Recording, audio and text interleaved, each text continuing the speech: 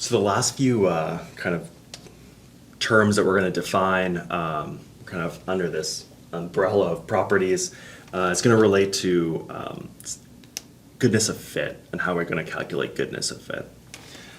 All right, so the next one, I don't even know what property we're on for. It's not even really a property. The SST, so we're going to call the total sum of squares.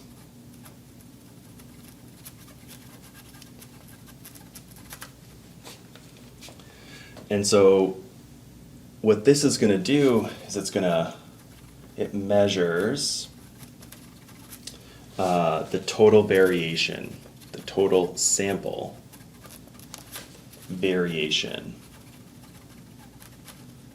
in Y. So it's the SST, sum of squares total. You can see it, sometimes it's called TSS, the total sum of squares. Doesn't matter which way you use it, as long as you use it correctly, I guess, from 1 to n. And this is just the definition of the total variation. We're just using this sample, all of our draws of Y, to calculate this total variation in Y. Then we have the SSE, sometimes called different things, ESS in some textbooks. This is the explained sum of squares.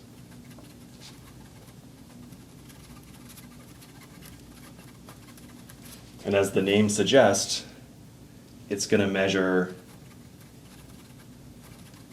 the sample variation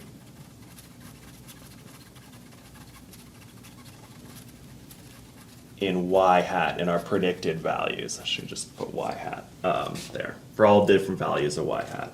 And so here it's going to be equal to SSE equals the sum, and now it's Y hat I minus Y bar squared.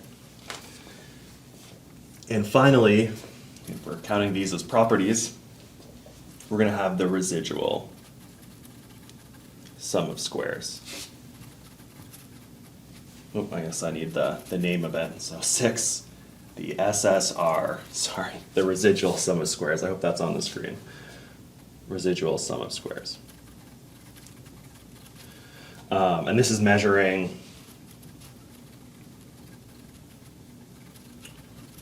the sample variation in our residual in U hat I, which is just the SSR equals the sum of all these residuals. The sum of the squared residuals is how I should say it. All right, so I'm going to erase this and we're going to talk about how we can use these to get some measure of goodness of fit. So the first kind of thing to note is that we can decompose the total variation in Y, so the sum of squares total, into how the explained sum of squares, so the variation in our Y hat, plus the variation in our the variation in our residuals, which is captured by this term SSR, the sum of squared residuals. So that's the first thing we should know. We can decompose the total variation into how much we're explaining and how much we're not. And this leads us to the goodness of fit. So R squared, that's how we say it, gives us a measure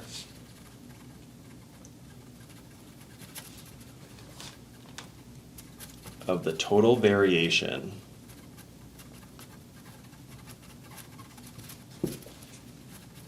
in our sample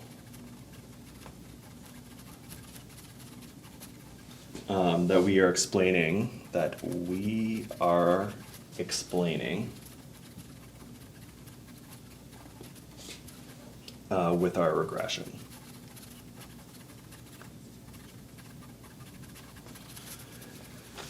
So it's giving us the percentage of the variation in our sample, so the variation in Y, that we're explaining in our regression. So there's certain variation in wages, right, in our sample. And it's measuring how much of that variation in wages that we're explaining with our education variable. And so the formula for R squared, there's kind of two different ways of calculating it. They're equivalent mathematically, is either the SSE over the SST, so the explained sum of squareds over the total sum of squared. So that's what I mean. It's kind of giving you the percentage of the total variation that you're explaining with your regression. Or you could rearrange this and think about your regression being 1 minus the SSR over the SST. And so you can think about kind of two extremes, right? If R squared equals 1, we're explaining all the variation in Y. Every single observation is going to be along that sample regression function.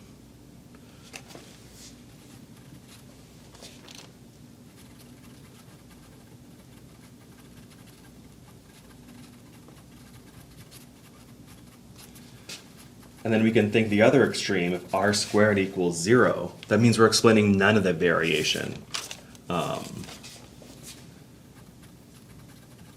Explaining none of the variation in Y through our regression.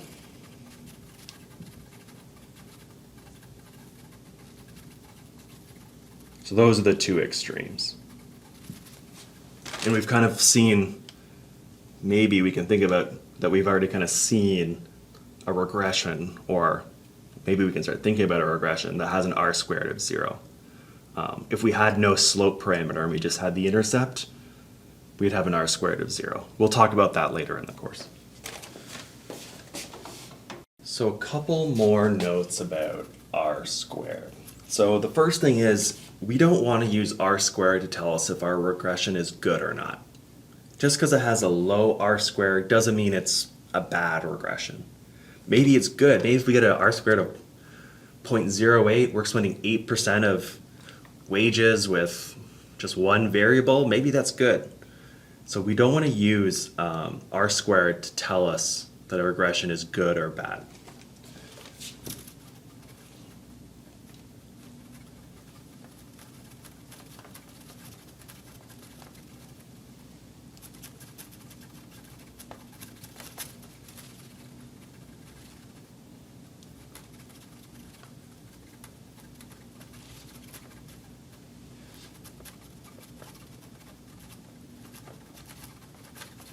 So it doesn't mean the regression is like particularly bad if we get a low R squared. And let's make sure we know how to interpret it as well.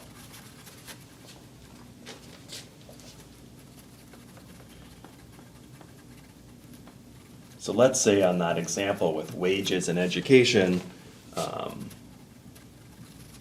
we got an R squared of 0.14. And you'll see that Stata or whatever statistical program, most programs are just going to spit out, they're going to tell you what R squared is kind of automatically. So what this is saying is that we're explaining, it's better, 14% of the variation